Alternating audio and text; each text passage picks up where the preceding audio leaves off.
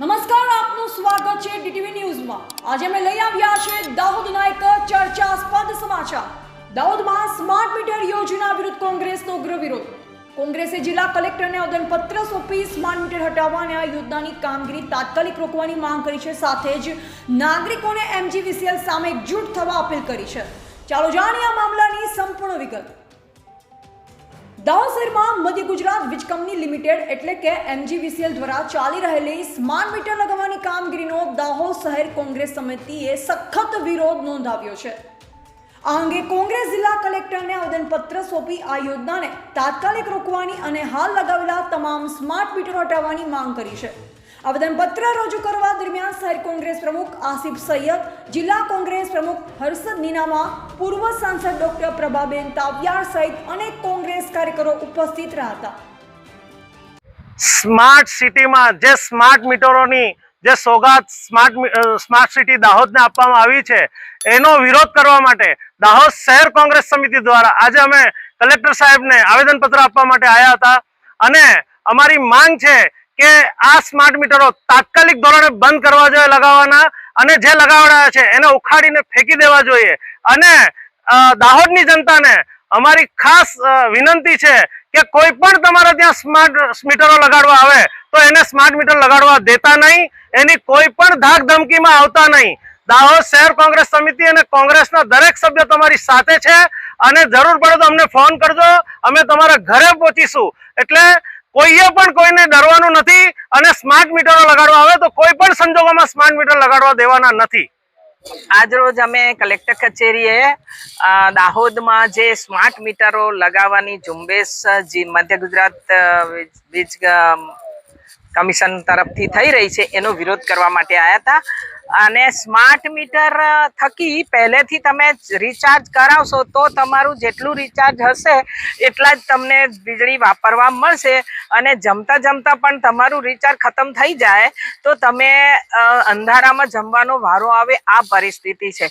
બીજું અમે આ વીજ મીટરો વિશે સાંભળ્યું છે કે ઘણીવાર આડેધડ પૈસા પણ કપાઈ જતા હોય છે, એટલે આ સ્માર્ટ મીટરોનો અમે ખૂબ વિરોધ કરીએ છીએ। અત્યારે એવું કોણીએ ગોળ ચોંટાડ્યો છે કે આ પોસ્ટ પેઇડ છે, પણ પોસ્ટ પેઇડ નથી, એ ક્યારે પ્રીપેડ થઈ જશે એ આપણને જીઓમાં મફત કરી અને 3 મહિના મફત આપ્યું અને પછી હવે 250, 300, 500, 600 થઈ ગયા। એટલે અમે એવું ઈચ્છીએ છીએ કે જેવી રીતે આ દાહોદ એક સ્માર્ટ સિટી બન્યું પણ એ મને તો એવું લાગે ઢોરાનું સિટી છે। રોડ જતા તમને 8-10 ઢોરો તો રસ્તામાં મળી જ જતા હોય છે, આખલાઓ લડે અને લોકોના પગ ભાગે, તો આ રીતે આ સ્માર્ટ મીટરોમાં પણ લોકો લૂંટાવાના છે। દાહોદ શહેર કોંગ્રેસ પ્રમુખ આસિફ સૈયદે આ યોજના વિરુદ્ધ તીવ્ર રોષ વ્યક્ત કર્યો। તેમણે જણાવ્યું કે દાહોદમાં મોટા ઉદ્યોગો કે નોકરીની તકોનો અભાવ છે અને અહીં નાના વેપારીઓની સંખ્યા વધુ છે। આવા સંજોગોમાં સ્માર્ટ મીટરના મોંઘા બિલો નાગરિકો માટે અસહ્ય બની શકે છે। તેમણે એમજીવીસીએલના કર્મચારીઓને સ્માર્ટ મીટર લગાવવા ન દેવા શહેરની જનતાને અપીલ કરી, સાથે જ કોઈ ગેરવર્તણૂકના કિસ્સામાં કોંગ્રેસ સમિતિનો સંપર્ક કરવા જણાવ્યું। આસિફ સૈયદે ભારપૂર્વક કહ્યું કે જનતાને ડરવાની જરૂર નથી, કોંગ્રેસ તેમની સાથે ખડે પગે ઊભી છે। પૂર્વ સાંસદ ડોક્ટર પ્રભાબેન તાવિયાડે સ્માર્ટ મીટરની વ્યવહારિક સમસ્યા પર પ્રકાશ પાડ્યો। તેમણે જણાવ્યું કે આ મીટરો રિચાર્જ આધારિત બની શકે છે, જે કારણે રિચાર્જ ખતમ થતાં રાત્રે અંધારામાં રહેવાની નોબત આવી શકે છે। તેમણે આક્ષેપ કર્યો કે હાલ પોસ્ટપેડ તરીકે રજૂ કરાતા મીટરો ભવિષ્યમાં પ્રીપેડમાં ફેરવાઈ શકે છે અને આ અંગે કોઈ ગેરંટી આપવામાં આવી નથી।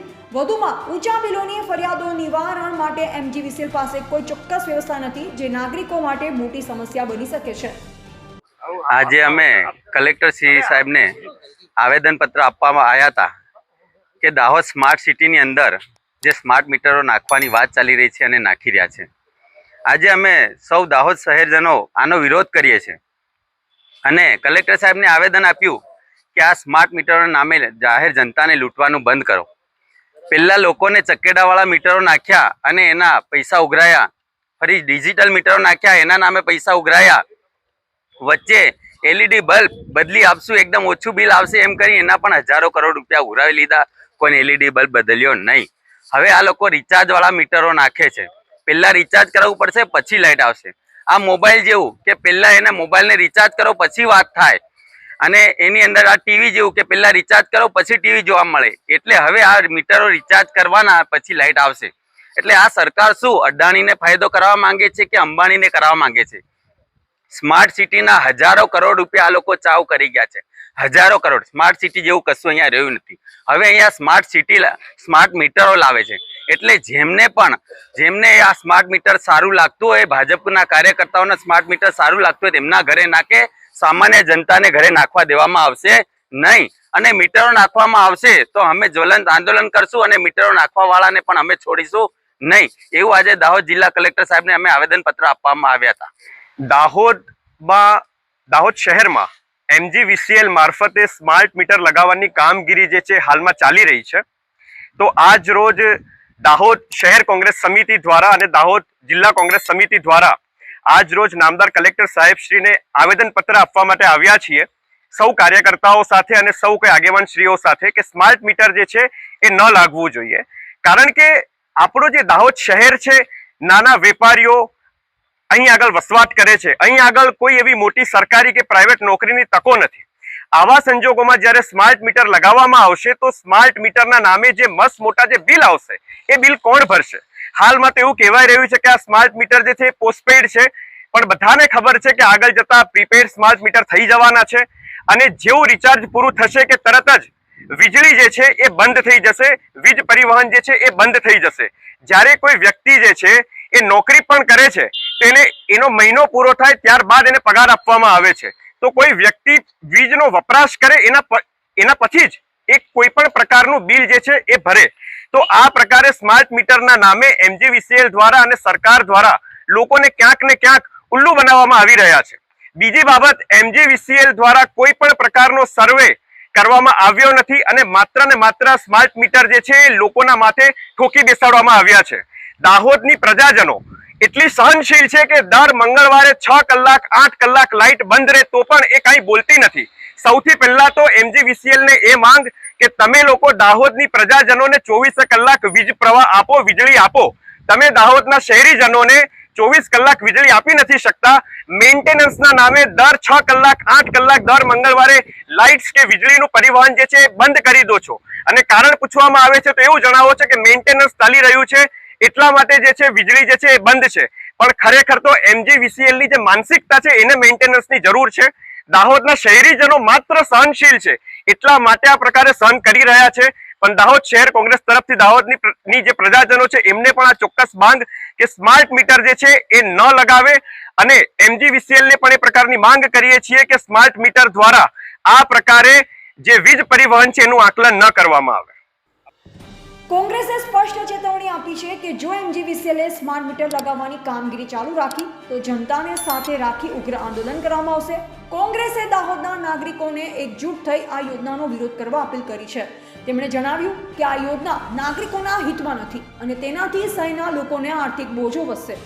કોંગ્રેસ જિલ્લા કલેક્ટરને આ મુદ્દો સરકાર સુધી પહોંચાડી તાત્કાલિક કાર્યવાહી કરવા વિનંતી કરી છે. આ મામલે MGVCL તરફથી હજુ સુધી કોઈ સત્તાવાર નિવેદન સામે આવ્યું નથી. જો કે કોંગ્રેસના વિરોધે દાહોદ શહેરમાં સ્માર્ટ મીટર યોજના અંગે ચર્ચાનો વેગ આપ્યો છે. શહેરના નાગરિકોમાં યોજના વિરુદ્ધ અસંતોષ વધી રહ્યો છે અને આગામી દિવસોમાં મુદ્દો વધુ ગરમાવાની શક્યતા છે. તો દોસ્તો, આ હતા દાહોદમાં સ્માર્ટ મીટર યોજના વિરુદ્ધ કોંગ્રેસના ઉગ્ર વિરોધના સમાચાર. તમને આ મુદ્દે શું વિચારો છો? શું સ્માર્ટ મીટર ખરેખર નાગરિકો માટે મુશ્કેલીરૂપ છે કે તેના ફાયદા પણ હોઈ શકે? તમારા મંતવ્યો અમને કમેન્ટમાં જરૂર જણાવો. આવા જ મહત્વના અને તાજા સમાચાર જોવા માટે DTV ન્યૂઝને સબસ્ક્રાઇબ કરવાનું ન ભૂલતા. બેલ આઇકોન દબાવો જેથી દરેક નવો વિડીયો તમને સૌથી પહેલા મળે. ફરી મળીશું એક નવી ખબર સાથે. ત્યાં સુધી નમસ્તે, જય હિન્દ.